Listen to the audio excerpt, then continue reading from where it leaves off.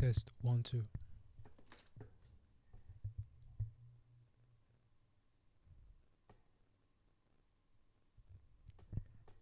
Test 1 2. Hello.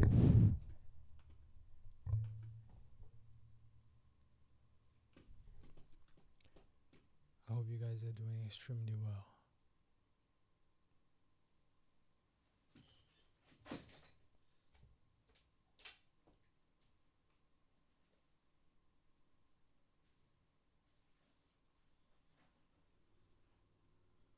Great. I think we're going to start with today's stream. Right. All right. Today we're going to do a very interesting discovery. Pretty nice. See. Let me try to rearrange a little bit my screen. Let me rearrange it a little bit. Great.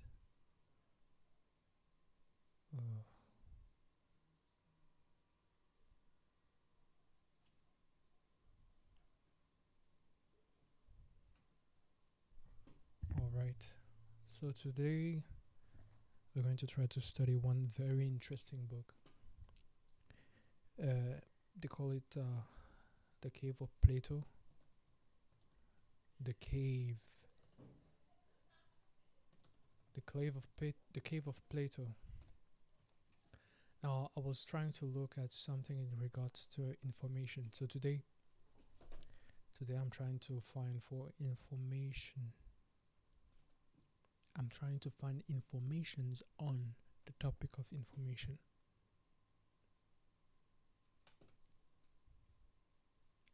Oh gosh, my VPN wasn't on that whole time. I don't think that would have been possible for me to be able to even do the stream. So yeah, here's what I was talking about, the allegory of the cave. Where did I get this? I think the film of The Matrix was based on this, which is a pretty interesting thing. The film of The Matrix was also based on Baudrillard, and I've tried to download it, the allegory of the cave. I've got it here. I did find it pretty interesting though.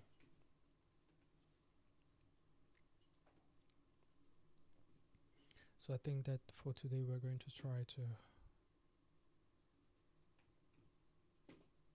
take a little look at that and see what we can get. So I can say that in regards to this piece of text, I have some questions, some points I would like to understand. Now let's visit it. Let's see what we can get out of this. The allegory of the cave. Now this is a dialogue. I don't really want to read a dialogue out loud, but let's go on with this. Oh, there's something that I've forgotten to do.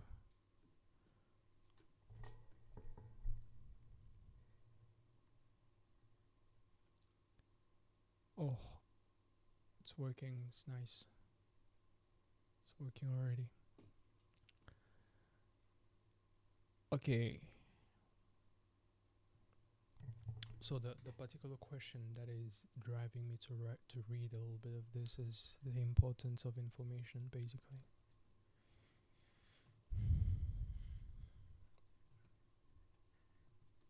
I'm trying to understand why is information that important. So let's look a little bit at this. Okay, Socrates speaks. He says, "At this point I will show you something about the nature of education and ignorance. Picture the following in your mind. Imagine human beings living in an underground cave-like residence. Its entrance opens up to the light and reaches all along the cave. They have been there since their childhood, their ankles and necks chained, unable to move or turn their heads, forced to look ahead. The light from a fire blazing at a distance comes from above and behind them. Between the fire and the prisoners, there is a raised walkway. Imagine also a low wall built along the way, similar to the screens that divides puppeteers from the audience and allows them to show puppets over it. Now, this description isn't it's a little bit difficult to imagine, so I think that the best thing we can do in here is try to get an image of it. Now, this one, I can't be using this one. Let's try to take a look at Google.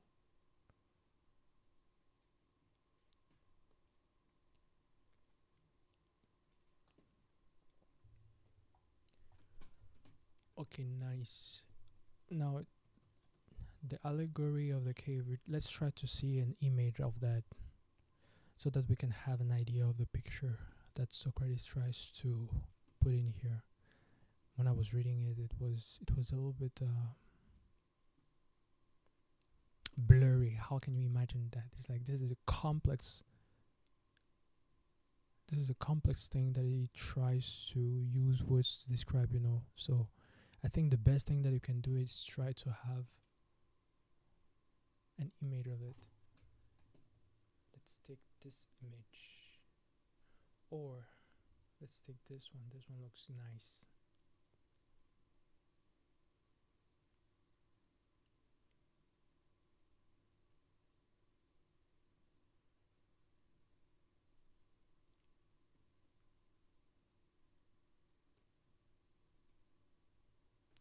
All right, let's go back to the text. Socrates speaks again. Let's read this again. At this point, I will show you something about the nature of education and ignorance. Picture the following in your mind. Imagine human beings living in an underground cave-like residence. Its entrance opens up to the light and reaches all along the cave. Imagine human beings living in an underground cave-like residence. So here are the human beings that are living in here. Okay, its entrance opens up to the light and reaches all along the cave. Here is the place where there is a light, right? They have been there since their childhood, their ankles and necks chained, unable to move or turn their heads, forced to look ahead. Like as we are looking at those people, they are looking at something. It's as though they were looking at a spectacle in here. They have the gaze focused towards the wall. The light from a fire blazing at a distance comes from above and behind them. Now, I don't know whether he's talking about the light that is coming from... Oh, I think he's talking about this fire. He's not talking about the light that is coming from top in here. So, the light from a fire blazing at a distance comes from above and behind them. The light is behind them. Between the fire and the prisoners, there is a raised walkway. I think this is the one. A raised walkway. Imagine also a low wall built along the way, similar to the screen that divides. Oh, I think he's talking about the walkway is this. And then this is the wall between the fire and the prisoners. Between the fire and the prisoners, there is a wall built along the way. This wall, similar to the screen that divides puppeteers from the audience and allows them to show puppets over it. Okay, the guy says, I picture the scene. Now Socrates says, now imagine that people walk behind the wall and carry various artifacts that extend above the wall. Here are the artifacts that they are taking in here. We can see a pot. This is a horse. Circles. I mean, this is an imagery. Now imagine that people walk behind the wall and carry various artifacts that extend above the wall. These artifacts include carvings of humans and of other animals made of wood, made of stone, wood, and other materials. Some of the people carrying these objects are talking, while others are silent. So they are talking about those people, right? You paint a strange picture and describe strange prisoners. I mean, this is actually really, really strange. Like, why would Socrates come up with such an imagery to explain a particular concept, right? They are like ourselves. Now, do you think they see anything else except their own shadows or the shadows of one another, which light from the fire casts onto the opposite wall of the cave. What does he try to mean in here? They are like ourselves. Now, do you think they see anything else except their own shadows or the shadows of one another, which light from the fire cast onto the opposite wall of the cave? Now, he's talking about those people. I mean, they can't see each other's shadow, right? How could they see anything else if they were stopped to keep their heads still for their whole life? That's a good question, and Socrates answers. Okay, he questions again, and what will they see of the objects that are being carried away? Will they not see only shadows of them as well? Glaucon goes, what else? And if they were able to talk to one another, will they not think that the object of their conversation were the shadows they saw in front of them?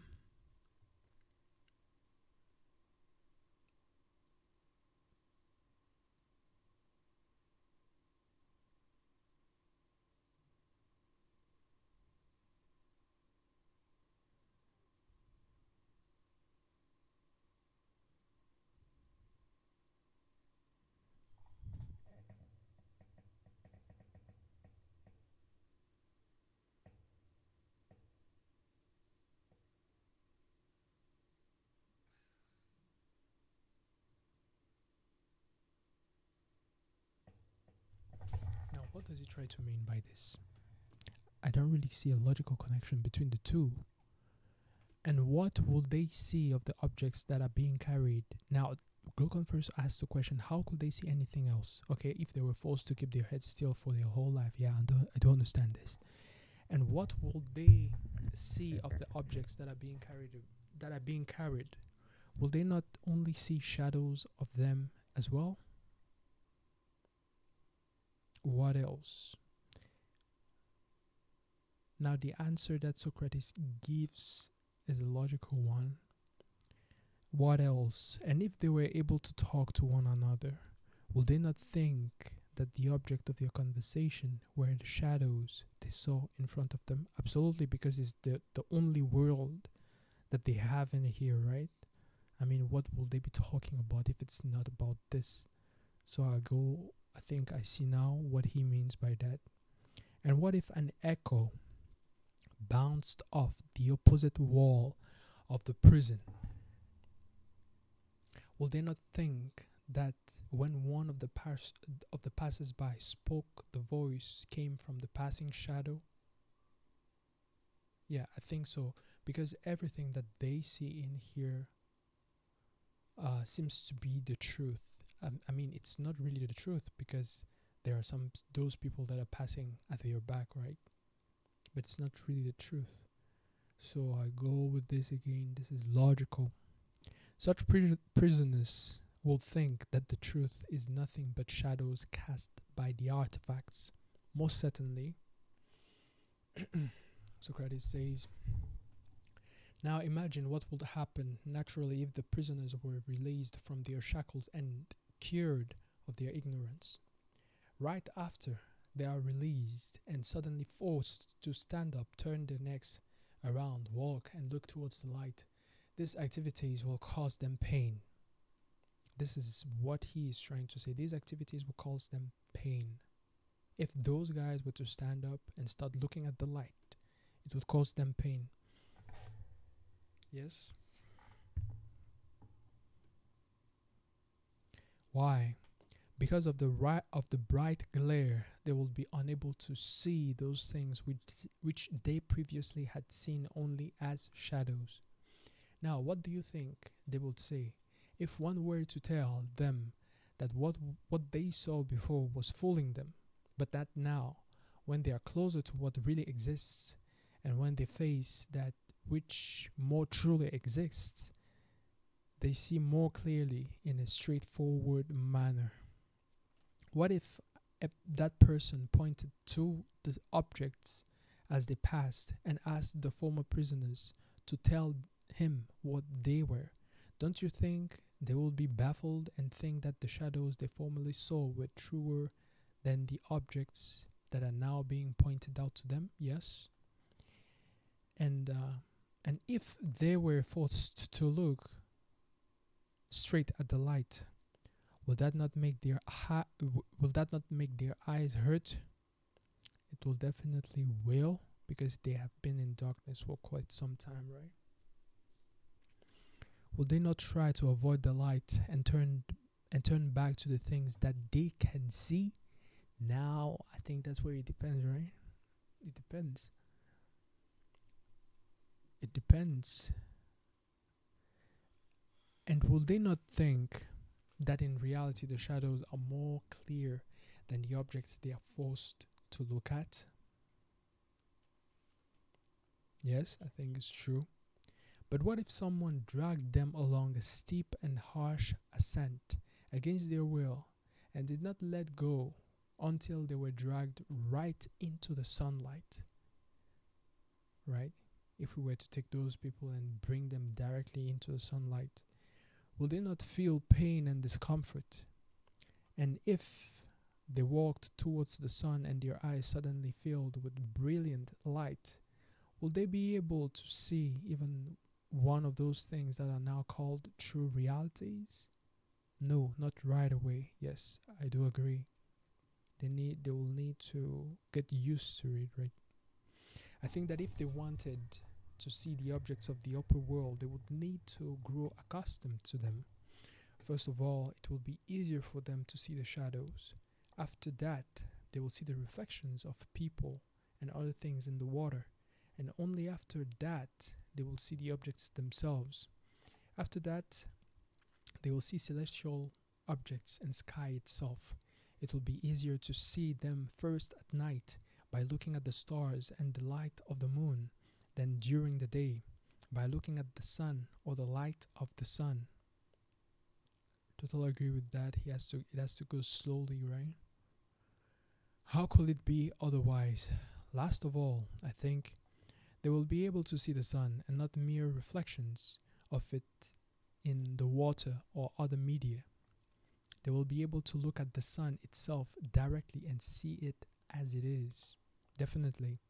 Now, after making all of these observations, they will conclude that it is the sun that is responsible for the 4 seasons and the passing of the years, and that it governs all that exists in the visible world, and that in some way the sun was even the cause of all of those things that they used to see in the cave. Yes, but that one, this is a very distal progression, right? It's after passing a lot of time outside that they will come up with such conclusions afterwards, right? Clearly, they will come to such conclusions after having made those observations. What do you think then, when they recall where they used to live and the backward wisdom of that place and the fellow prisoners they once had?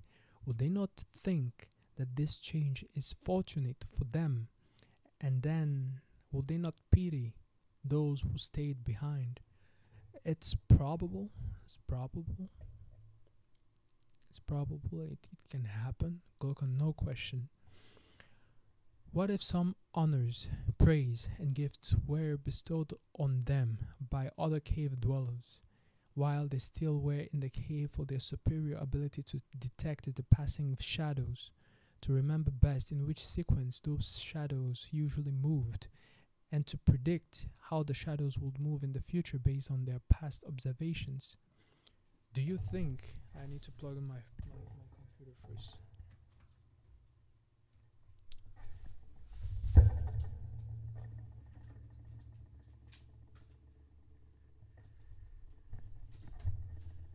There we go.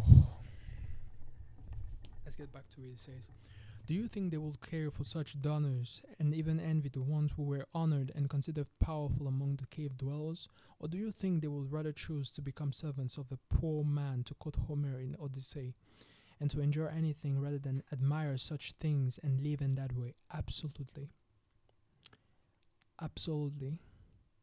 So what he is saying right there is that if you were to take somebody out of this cave, bring him to the light, even if in that cave he was having some advantages, he will still not be willing to get back in there because he has seen something that is far truer than the reality in which he was, right? Glocken, yes, I think that they would rather suffer anything than accept this sort of life. Now, imagine this. I really like the way that Socrates brings on. He looks at possibilities. He's like he asks questions in. I mean, he questions the guy in regards to possibilities, and I think that as he is asking questions like this, it's those are types of questions that do stimulate the mind to try to produce an answer. Let's get back to this. Now imagine this. If such a person goes back down into the cave and ends up back in the same boat as the other prisoners, would her eyes not be filled with darkness after she suddenly comes out of the sun? Absolutely. And what would happen if such a person were once again to compete against the permanent cave dwellers in judging those shadows? I don't think that the person will even want to judge those shadows anymore. Remember that his sight would still be weak before his eyes once again got used to the darkness, and the recovery time could be considerable. Would he not then become the butt of jokes? And will they not say about him that up? And will they not say about him that up he went and down he came with his eyes totally destroyed, and that it is not advisable even to think of climbing up? Yes. And if somebody attempted to free another prisoner and then lead him upwards, will they not kill that leader if they could only lay their hands on him? No doubt, absolutely. Now, dear Glocken, apply this entire imaginary picture to our previous discussion. The prison house stands for the visible world. The light of the fire in the cave represents the power of the sun.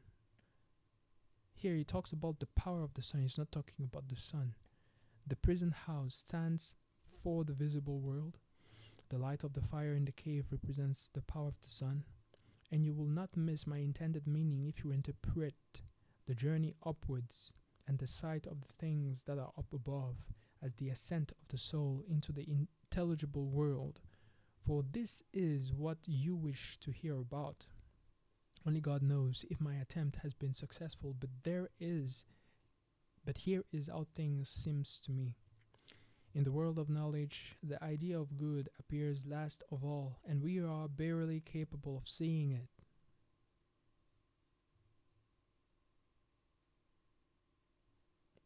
In the world of knowledge, the idea of good appears last of all, and we are barely capable of seeing it.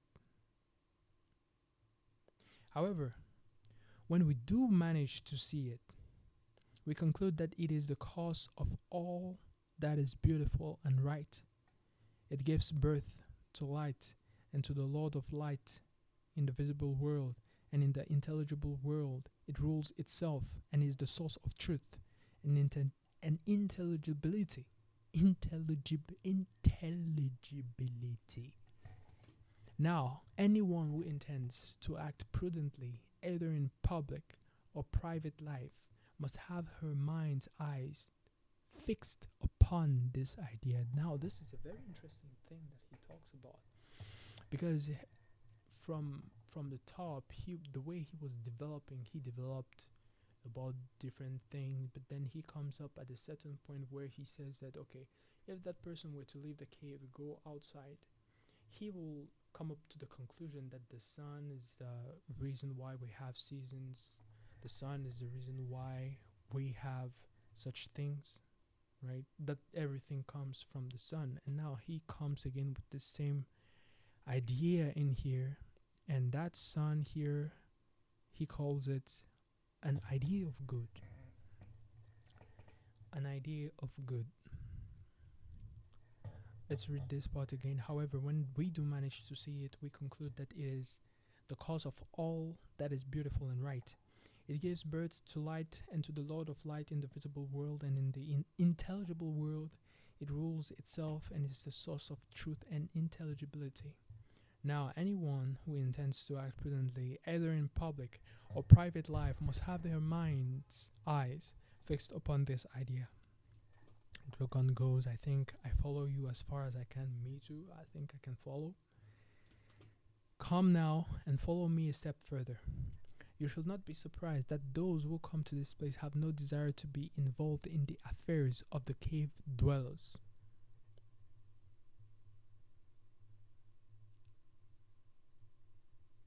I think it's true. Instead, their souls long to remain.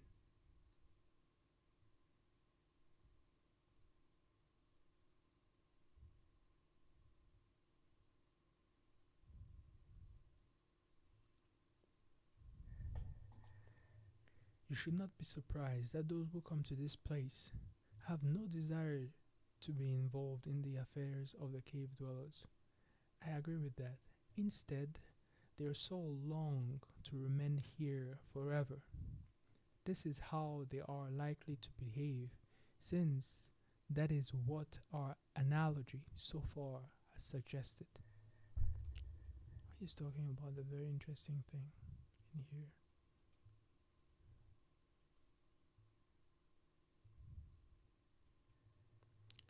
Glocon answers, yes, very likely. Now consider the following. Suppose someone comes down from contemplating divine things to participate in human affairs. Remember that such a person's sight would still be weak before he gets adjusted sufficiently to the surrounding darkness. Now suppose that before his eyes get used to the darkness, he is compelled to fight in courts of law or in other places about the shadows of justice as opposed to the objects of which these are the shadows. Suppose that he will have to struggle to understand how these things are perceived by those who have never seen justice itself.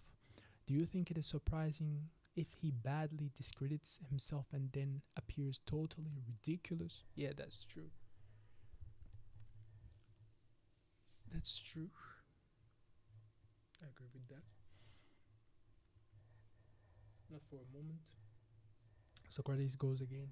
However, anyone who has common sense will recall that someone's vision can be impaired for two reasons.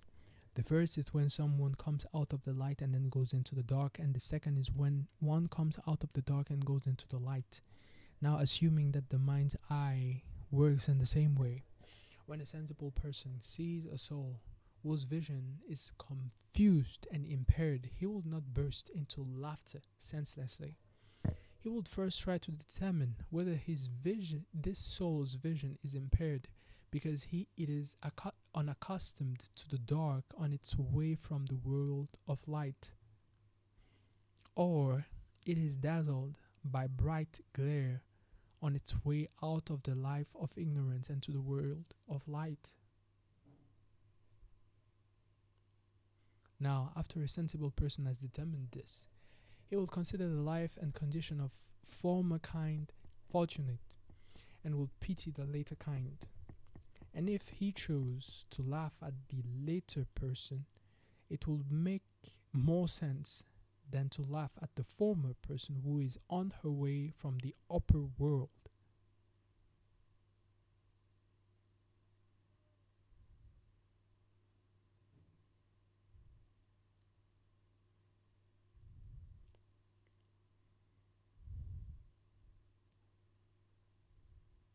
Very interesting.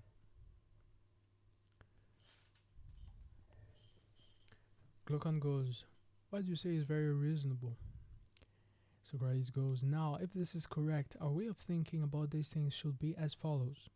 We must not think that education really works the way some self-professed educators say it works.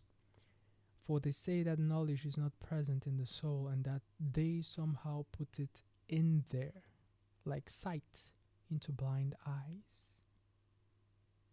This is exactly what they say.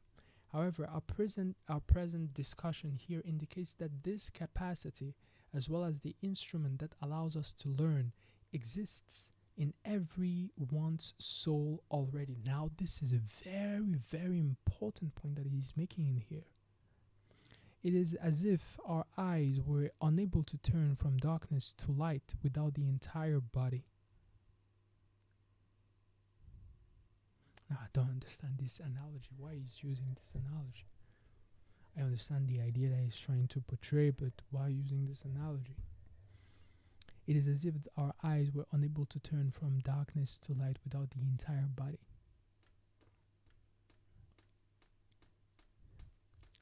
However, our present discussion here indicates that this capacity, as well as the instrument that allows us to learn, exists in everyone's soul already.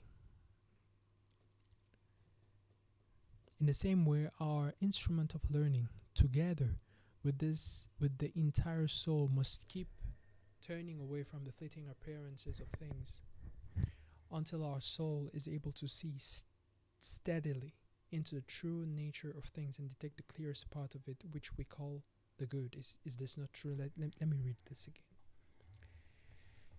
It is as if our eyes were unable to turn from darkness to light without the entire body. In the same way, our instrument of learning, together with the entire soul, must keep turning away from the fleeting appearances of things until our soul is able to see steadily into the true nature of things and detect the clearest part of it, which we call the good. Totally agree. I think this part also is interesting in the same way our instrument of learning. Now, he calls that thing that helps the individual turn, or that makes the individual turn from those things that he calls fleeting appearances towards the light. He calls it an instrument. It is. So there should be some art of turning around that would consist in finding the easiest and most efficient way of turning to light. I agree. This is not the art that gives us the ability to see, because we already have that. This is not the art that gives us the ability to see, because we already have that. Okay, now he says that we have that instrument, or we already have, he calls it an instrument that allows us to learn. An instrument of learning that helps us to, that makes us turn away from the fleeting appearances. Most likely. Now, the other so-called virtues of the soul come closer to the fine qualities of the body. For even when they are not initially present, they can be developed later by a habit and exercise. Okay? Now the so-called virtues of the soul come closer to the fine qualities of the body. For even when they are not initially present, they can be developed later by habit and exercise. But it seems that the virtue of wisdom, more than anything else, is akin to something divine, for it never loses its power, except that this turning around can turn it either into something useful and valuable, or into something useless and harmful. Interesting in here.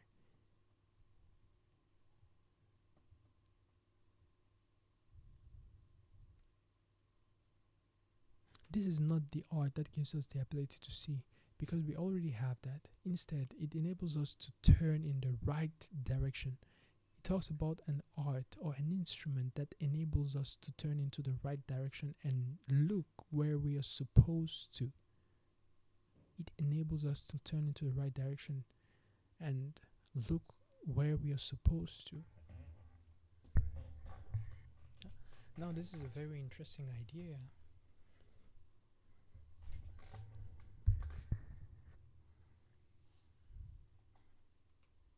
And now here he's talking about something else. Now, the other so-called virtues of the soul come closer to the fine qualities of the body. For even when they are not initially present, they can be developed later by habit and exercise. But it seems that the virtue of wisdom, more than anything else, is akin to something divine, for it never loses its power, except that this turning around can turn it either into something useful and valuable, or into something useless and harmful. So now what he is saying is that this virtue, that when it comes, it can be turned into two things. It's not really like the fine qualities that we can acquire when submitting our body through habit and exercise. It's something that, when received, either transforms itself into something useful or something useless and harmful. Now, I think this is a good idea too. But let me see what does it try to mean by that.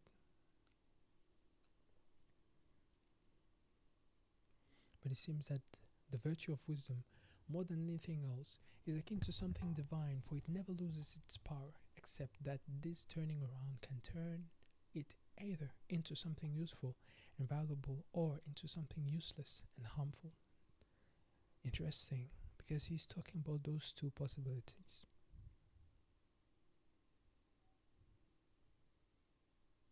Now he's talking about the abilities of those who have seen the light. Have you never observed a clever crook? How sharp his sight is, and how keenly his narrow mind sees the things to which he turns? His eyesight is by no means impaired. Very interesting. But it is forced to serve evil purposes, and more sharply he sees, the more evil his deeds are.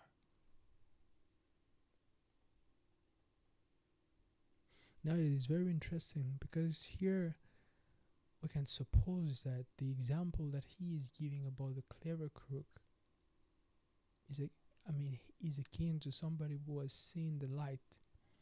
But now another question arises: is how can a clever crook, how can a person who has seen the light start doing useless and harmful things? I think maybe if the person follows, his will, right? What he wants to do, if he has the mind of a pirate, I think. Let's say it like that. Maybe a pirate, somebody who tries to get treasures for himself. Now, I'm not saying that it's not something that is bad.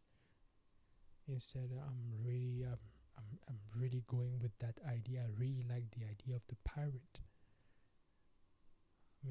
The person who serves himself, because I think that the individual is supposed to be above the collective.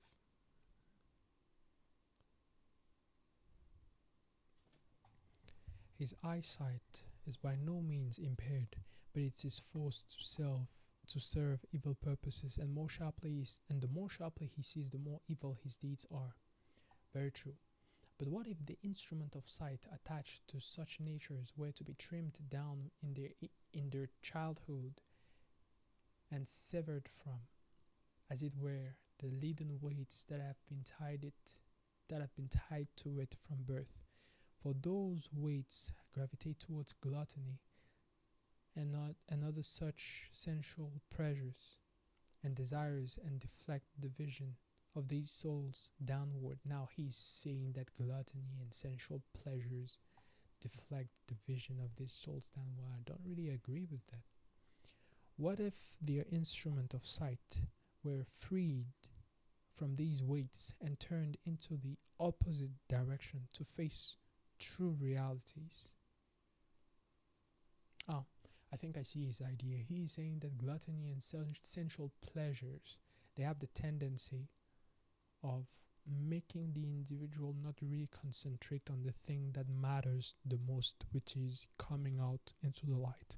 I think this is the idea that he's trying to say, right?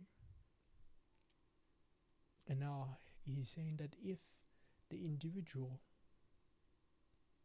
were to take away this particular weight and turn himself towards the direction of the true reality, will that same instrument and those same people not see those realities as sharply as they currently see what their eyes are turned to now? Will that same instrument and those same people not see those realities as sharply as they currently see what their eyes are turned to now?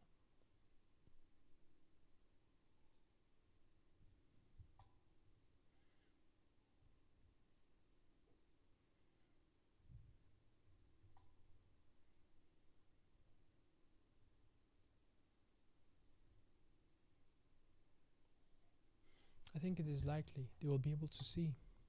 But what about the following? Would the following not be likely, or rather certain from what has been said? Consider two categories of people. The first are the uneducated and ignorant of the truth. The others are those who are allowed to remain permanently in training. Now, consider two categories of people. The first are the uneducated and ignorant of the truth. The second are those who are allowed to remain permanently in training. Neither category can ever become able administrators of the state. Not the former, because they have no single goal in their life.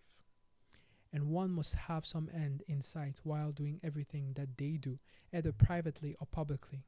Not the latter, because they will not do anything on their own accord, thinking that they are already living far away in the islands of the blessed. Very true. I also totally agree with this. Totally agree with this. But let's look again at the reasons that he comes up with. He says that the others are those who are allowed to remain permanently in training. The first one are the uneducated and ignorant of the truth. The others are those who are allowed to remain permanently in training. Neither category can ever become able administrators of the state, not the former, because they have no single goal in their life, and one must have some end in sight while doing everything that they do, either privately or publicly. Not the latter, because they will not do anything on their own accord, thinking that they are already living far away in the islands of the blessed. Very true. In that case, then, if we were the founders of the state, our task will be to compel the best minds to attain that learning which we have previously shown to be the greatest of all, that is, to see the good after they have completed their climb up to the higher regions. However, once they have seen enough upon their ascent, our further task is not to permit them what they are currently allowed to do. And what is that? Why, of course, not to permit them to remain in the upper regions and to refuse to go back to the prisoners and to participate in their labors and honors, whether they are serious or worthless. Now, this is a very, very, very interesting idea in here. I think this is the most interesting idea. I mean, it goes again with some of the things that I have seen before.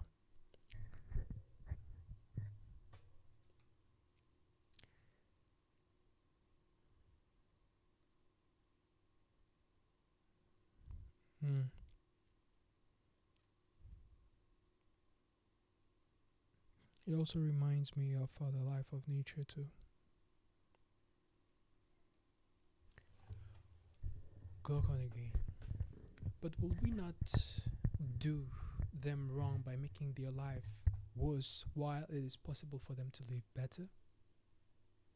Now, this is a very nice question, because like after you have seen the light, why going down there again, right? Why playing the game again if you know how the game is? You don't seem to realize, my friend, that the law is not concerned with the well-being of any one class of people in the state by giving them a special status. Its aim is the well-being of the entire state.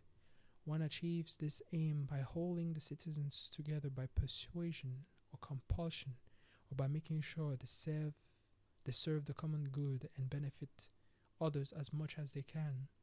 For these purposes, qualified people are installed throughout the state, not so that they could do whatever they want, but to ensure the cohesion of the state through them.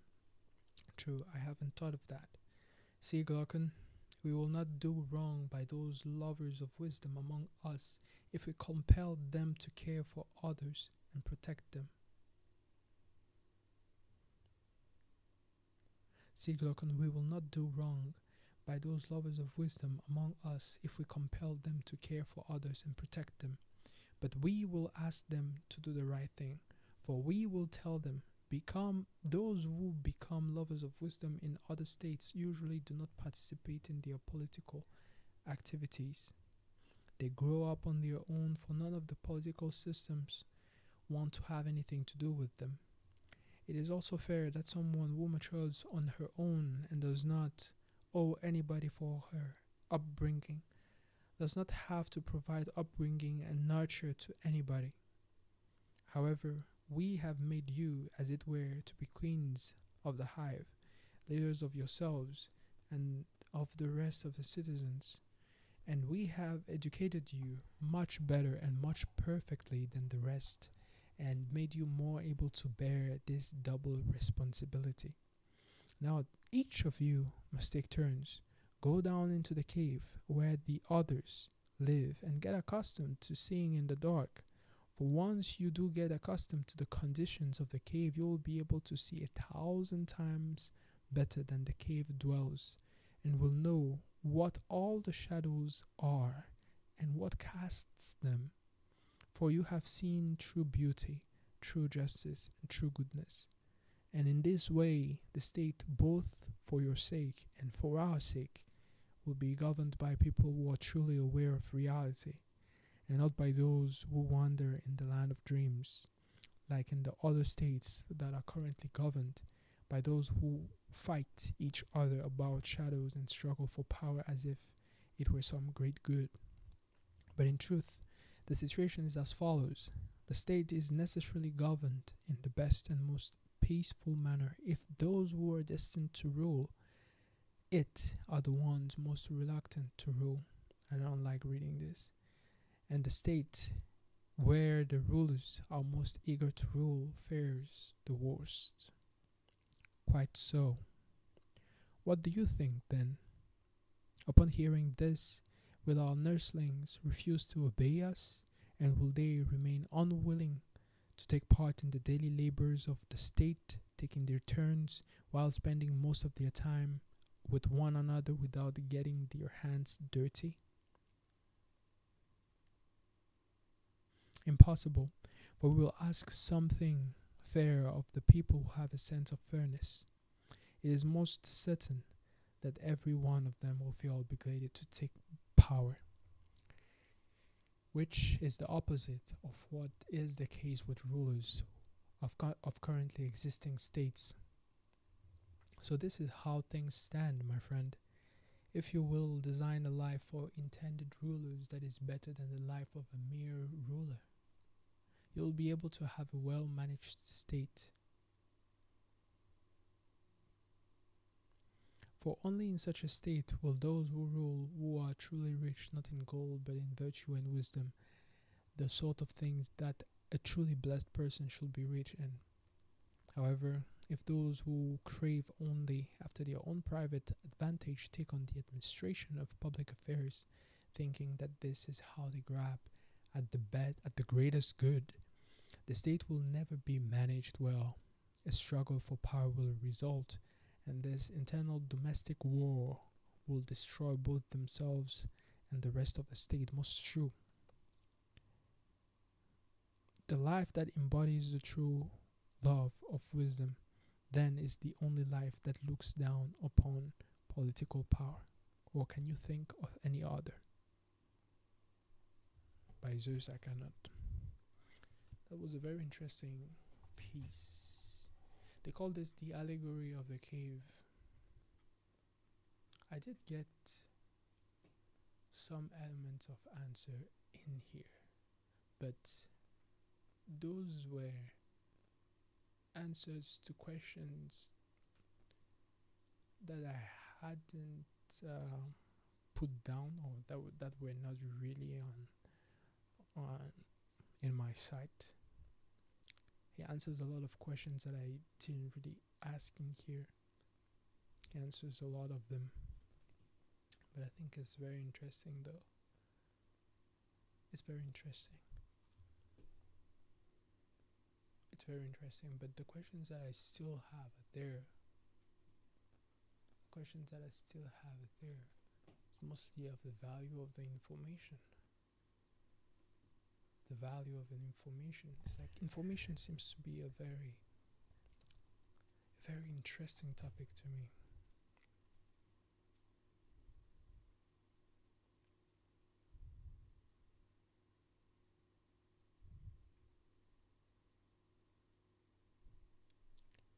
Information. Let me take a look a little bit. What does Wikipedia say about that? Perhaps they might have a general approach to that. Let me see.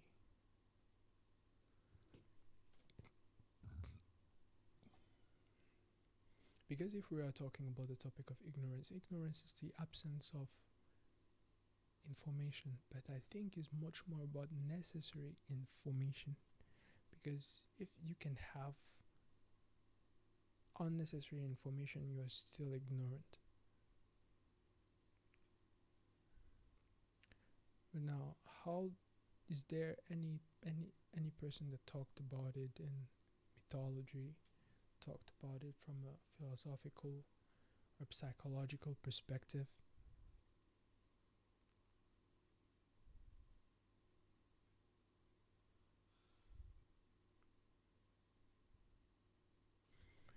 Information is an abstract concept that refers to something which has the power to inform. At the most fundamental level, it pertains to the interpretation of that which may be sensed or their abstractions.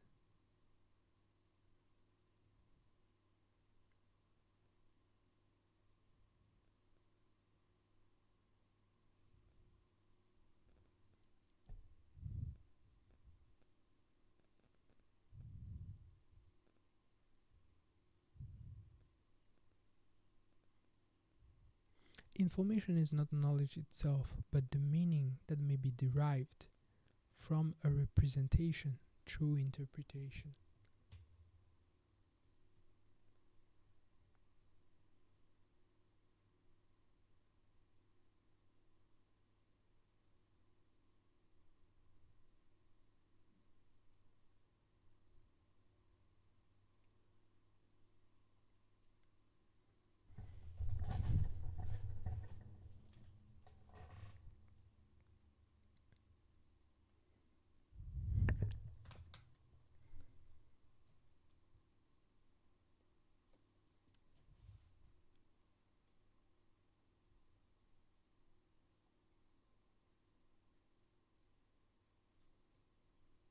I've been online for almost 1 hour already.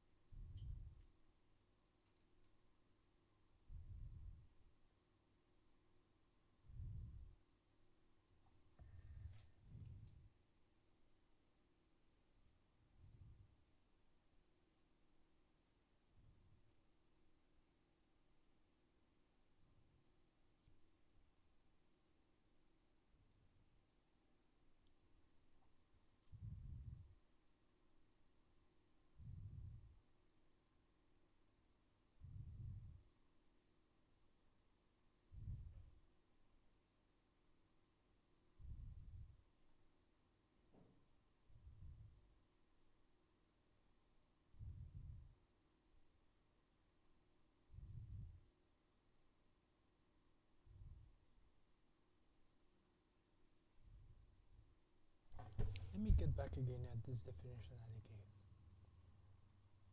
It said information. Information is not knowledge itself, that's true. But the meaning that may be derived from a representation through interpretation.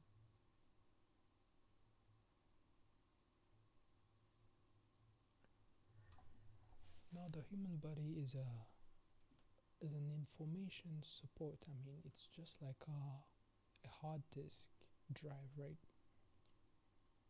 A ton of information is placed within our DNA.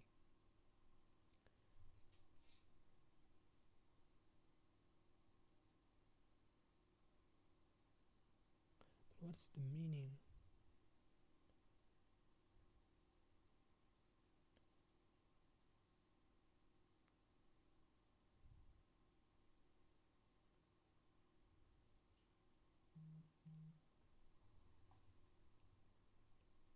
Information can be encoded. It can be encoded in various forms. Now, people can encode information um, using hexadecimals, binary, using the alphabet, using numbers, using the DNA. Information can be encoded. But information only exists after that it has been interpreted. Do we say interpreted or interpreted? I think it's interpreted.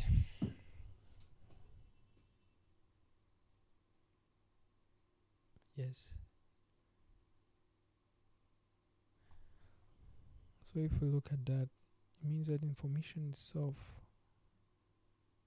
may not exist without consciousness. Information doesn't exist without consciousness. Is it true or false? I think it's true, huh? Information can't exist without consciousness. Because the job of the consciousness in here is to interpret that information, and to derive the meaning out of that. So everything that is encoded has a potential of meaning. But now, how does that link to the value that I'm looking for? Because I'm trying to understand what is the value of information now. If I'm looking at that, it means that information does carry meaning. Information does carry meaning. And information does carry meaning. And if I'm asking the value of information, then I'm asking the value of meaning.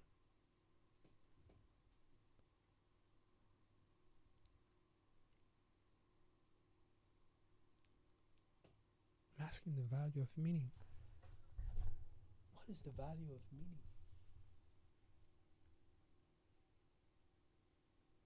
What is the value of meaning?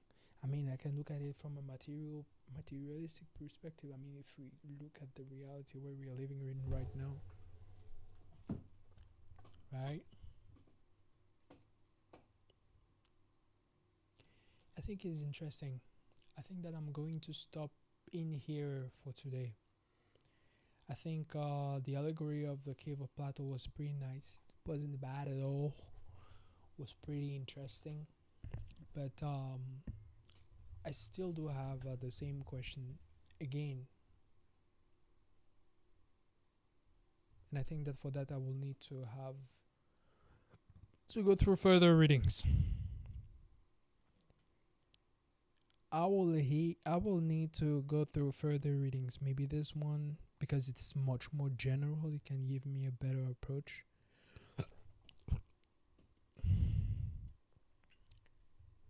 Might give me a better approach to that. I don't like when things are complex. I mean, I like complexity. I like the infinite, but I also like simplicity. All right. I think that for today it's good. We gotta stop here. I'm gonna sing and do my own stuffs. Let me take a look a little bit. No, man, I think it's better to look at it next time or maybe afterwards. See you guys. See you on the next one.